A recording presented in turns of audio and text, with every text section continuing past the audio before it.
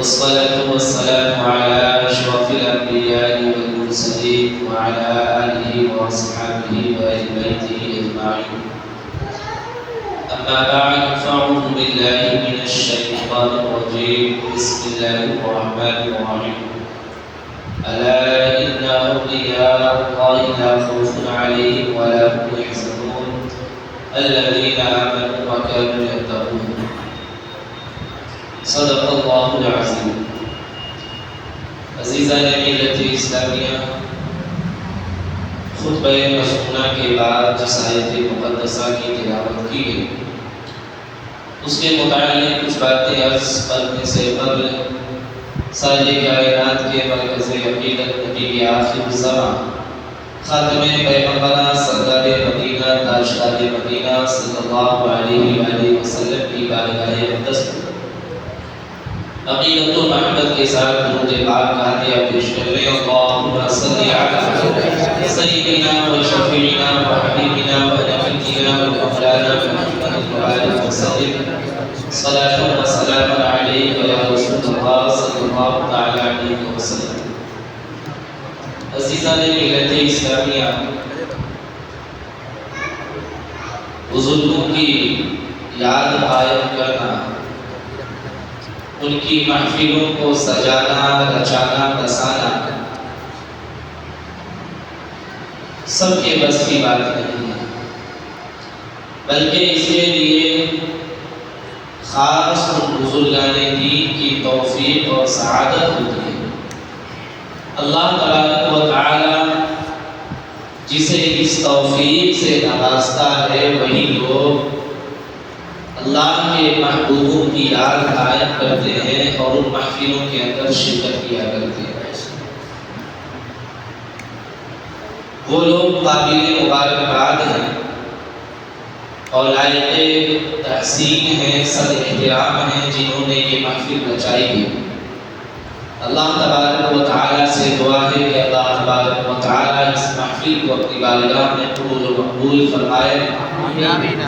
اور جن لوگوں نے اس محفل میں شرکت کی ہے اللہ تبارک و تعالی ان کے حوصلے کو بلند فرمائے اور ان کی آرزوؤں اور تمناؤں کو پورا فرمائے.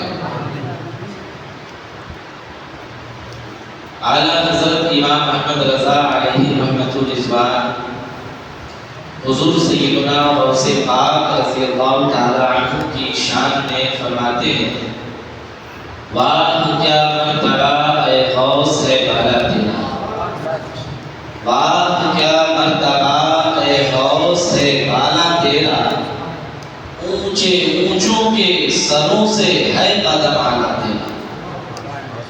اور سر بھلا کیا کوئی جانے کہ ہے کیسا تیرا، سر بھلا کیا کوئی جانے کہ ہے کیسا تیرا، اولیاء ملتے ہیں آنکھیں وہ ہے تلوا تیرا. اور کیا دبے جس پہ حمایت کا ہو پنجا تیرا، کیا دبے جس پہ حمایت کا ہو پنجا تیرا، شیر کو خطرے میں لاتا نہیں کتا تیرا.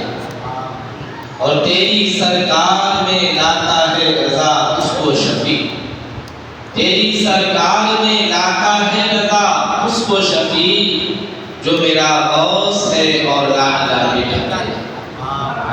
عزیزان ملت اسلامیہ،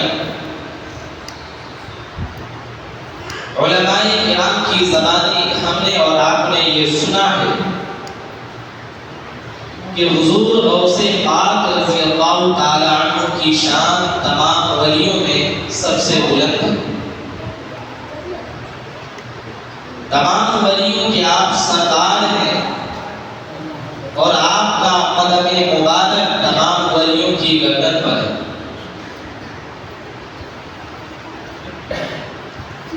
جس طرح سرور کائنات صلی اللہ تعالی علیہ وآلہ وسلم کی شان انبیاء میں ہے کہ وہ تمام نبیوں کے سردار ہیں، ٹھیک اسی طرح حضور غوث پاک کی شان ہے کہ وہ تمام ولیوں میں سردار ہے. حضور غوث پاک کون ہیں؟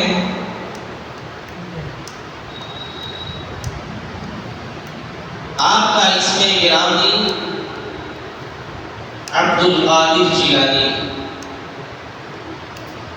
اور آپ کی کنیت ابو محمد اور آپ کے بہت سارے القابات ہیں۔ مثال کے طور پر محبوب سبحانی، غوث السمدانی، قطب المشائخ اور شہباز لامکانی، محب الدین، یہ سارے آپ کے القابات ہیں۔ آپ شہر بغداد سے قریب ایک قصبہ جیلان میں 470 ہجری میں پیدا ہوئے۔ آپ کے والد محترم کا نام سیدنا ابو صالح موسیٰ جنگی دوست ہے اور آپ کی والدہ محترمہ کا نام بی بی ام الخیر حضرت فاطمہ ہے۔ آپ جس خاندان میں تشریف لائے وہ خاندان بغداد کے اندر اشراف کا خاندان کہلاتا ہے، اس لیے کہ آپ ایسے خاندان میں تشریف لائے تھے کہ آپ کے خاندان میں جتنے بھی مرد تھے وہ سب کے سب باکمال ولی تھے، اور جتنی عورتیں تھیں سب کے سب باکمال ولیہ تھیں۔ یہاں تک کہ کتابوں میں آتا ہے کہ آپ کے والد محترم خود بغداد کے باکمال ولی تھے۔ آپ کے نانا جان، آپ کے بھائی، آپ کے چچا، یہ سب کے سب بغداد کے بڑے بڑے اولیاء کرام میں شمار کیے گئے تھے، اور آپ کے نانا جن کا نام حضرت عبداللہ صومعی ہے وہ بھی بہت بڑے باکمال ولی تھے۔ اور عورتوں کی طرف سے دیکھا جائے تو آپ کے خاندان میں آپ کی پھوپھی، آپ کی والدہ اور آپ کی دادی، آپ کی نانی، یہ سب کے سب باکمال ولیہ تھے۔ اس لیے بغداد کے اندر آپ کے خاندان کو اشراف کا خاندان کہا جاتا ہے۔ حضور سیدنا عبد القادر جیلانی رضی اللہ تعالی عنہ کی ولادت کا وقت جب قریب آیا تو حضور نبی کونین صلی اللہ علیہ وآلہ وسلم ان کے والد محترم کے خواب میں آئے۔ والد محترم کے خواب میں تشریف لائے اور سیدنا عبد القادر کی ولادت کی بشارت سنائی۔ ارشاد فرمایا کہ اے ابو موسیٰ، اے ابو صالح موسیٰ جنگی دوست، تمہارے یہاں قریب ایک ایسا فرزند پیدا ہوگا کہ اس کی شان ایسی ہوگی جس طرح میری شان نبیوں میں ہے، اور وہ اللہ کا نہایت ہی محبوب بندہ ہوگا، اور اس کی شان ولیوں میں اسی طرح ہوگی جس طرح میری شان نبیوں میں۔ اور ٹھیک ایسا ہی ہوا۔ حضور کی بشارت کے بعد حضور غوث پاک رضی اللہ تعالی عنہ کی ولادت پیدائش شہر جیلان میں 470 ہجری میں ہوئی۔ آپ کی ولادت جب ہوئی، آپ کی پیدائش جب ہوئی تو بہت ساری کرامتیں ظاہر ہوئی۔ مثال کے طور پر آپ رمضان المبارک کی پہلی تاریخ کو پیدا ہوئے، اور صبح صادق کے وقت آپ کی ولادت ہوئی۔ آپ نے صبح صادق سے لے کر غروب آفتاب تک، یعنی سورج ڈوبنے تک، ماں کے دودھ کو منہ نہیں لگایا۔ اور یہ صرف پہلے رمضان کی بات نہیں بلکہ پورا رمضان کا پورا مہینہ آپ نے صبح صادق سے لے کر غروب آفتاب تک دودھ کو منہ نہیں لگایا۔ ایک سال کے بعد بغداد کے اندر رمضان کی تاریخ میں اختلاف ہو گیا۔ رمضان کی آج آخری تاریخ ہے یا شوال المکرم کی پہلی تاریخ ہے، اس بات اختلاف ہوا، اور اس وقت لوگوں میں یہ مشہور ہو چکا تھا کہ اشراف کے خاندان میں ایک ایسا بچہ پیدا ہوا ہے جس نے رمضان کا پورا روزہ رکھنا شروع کیا، اس نے رمضان کا پورا روزہ رکھا ہے۔ جب 1 سال گزرا اور چاند کی تاریخ میں لوگوں کے اندر اختلاف ہوا تو لوگوں نے کہا کہ کچھ لوگوں نے کہا کہ آج عید ہے، کچھ لوگوں نے کہا نہیں آج رمضان کی آخری تاریخ ہے۔ تو آخر میں لوگوں نے یہ فیصلہ کیا کہ چلو اشراف کے خاندان میں اس بچے کے متعلق معلوم کرے کہ کیا وہ بچہ آج روزہ ہے یا اس نے ماں کے دودھ کو منہ لگایا۔ جب حضرت غوث پاک رضی اللہ تعالی عنہ کی والدہ کے پاس وہ آ کر پوچھے تو ان کی والدہ نے بتایا کہ نہیں آج میرا بچہ روزہ ہے، اس نے میرے دودھ کو منہ تک نہیں لگایا۔ تو لوگوں نے اس دن روزہ رکھ لیا۔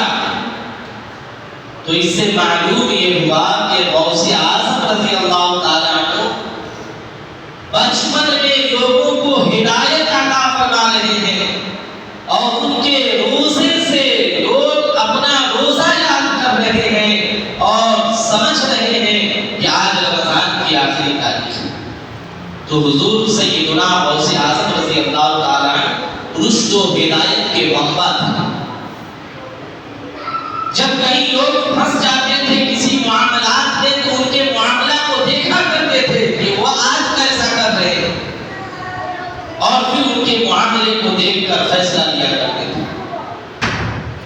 حضور سیدنا غوث اعظم رضی اللہ تعالی عنہ جب پیدا ہوئے، جس صبح میں پیدا ہوئے تو اسی صبح میں جیلان شہر کے اندر 1100 بچے پیدا ہوئے اور سب کے سب لڑکے، اور اللہ تبارک و تعالی نے حضور غوث پاک کی ولادت کی تاریخ کی برکت سے ان 1100 بچوں میں سے ہر ایک کو ولی بنا دیا۔ عزیزان ملت اسلامیہ، یہ حضور غوث پاک کی کرامت ہے کہ ان کی ولادت کی تاریخ کی وجہ سے، ان کی ولادت کی برکت کی وجہ سے اللہ تبارک و تعالی نے 1100 بچوں کو ولی بنا دیا۔ سبحان اللہ۔ عزیزان ملت اسلامیہ، حضور غوث پاک رضی اللہ تعالی عنہ ہمارے لیے آئیڈیل ہیں، رہنما ہیں، مقتدا ہیں، ہمارے پیشوا ہیں۔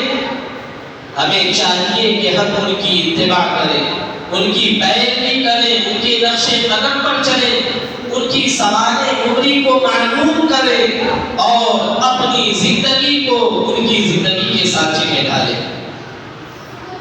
حضور سیدنا غوث اعظم رضی اللہ تعالی عنہ ولی ہی نہیں بلکہ ولی گر تھے۔ ولی جو اللہ کے نزدیک قرب رکھتا ہے، اور ولی گر اسے کہا جاتا ہے جو دوسروں کو ولی بنا دے، اسے ولی گر کہا جاتا ہے۔ حضرت سیدنا غوث اعظم رضی اللہ تعالی عنہ قطب کے مقام پر فائز تھے۔ آپ جانتے ہیں قطب کسے کہتے ہیں؟ اولیاء کاملین کے بہت سارے درجے ہوا کرتے ہیں، ان میں کوئی قطب ہوتا ہے، کوئی ائمہ ہوتا ہے، کوئی اوقات ہوتا ہے، کوئی ابدال ہوتا ہے، کوئی نقبہ ہوتا ہے، کوئی نجبہ ہوتا ہے، کوئی رجبی ہوتا ہے، کوئی قلب آدم ہوتا ہے، کوئی قلب نوح ہوتا ہے، کوئی قلب ابراہیم ہوتا ہے، کوئی رجال الغیب ہوتا ہے۔ اس طرح بہت سارے درجے اولیاء کرام کے، لیکن ان میں سب سے بڑا درجہ جو ہے وہ قطب کا درجہ ہوتا ہے۔ اسی درجے پر حضرت سیدنا غوث اعظم رضی اللہ تعالی عنہ فائز تھے۔ اس کو یوں سمجھ لیجئے کہ جس طرح ایک ملک چلانے کے لیے صدر جمہوریہ کی ضرورت ہوتی ہے، وزیر اعظم کی ضرورت ہوتی ہے، وزیر اعلیٰ کی ضرورت ہوتی ہے، منتریوں کی ضرورت ہوتی ہے، M L A, M P اور ایم ایل سی کی ضرورت ہوتی ہے، مکھیا کی ضرورت ہوتی ہے، سرپنچ اور وارڈ کی ضرورت ہوتی ہے، ٹھیک اسی طرح کائنات کو چلانے کے لیے اللہ تبارک و تعالی نے اولیاء کرام کو ان کے منصب عطا کیے۔ ان میں جو سب سے بڑا منصب ہوتا ہے وہ قطب کا منصب ہوتا ہے، اور اسی منصب پر حضرت سیدنا غوث اعظم رضی اللہ تعالی عنہ فائز تھے۔ تو حضرت سیدنا غوث اعظم رضی اللہ تعالی عنہ کی یہ شان ہے، اور بچپن ہی میں آپ کی ولایت کی شہرت ہو چکی تھی۔ جن کی نگاہ کے اندر نور الہی بسا ہوا تھا وہ حضور غوث پاک کو دیکھ کر پہچان لیا کرتے تھے کہ یہ اللہ کا ولی ہے۔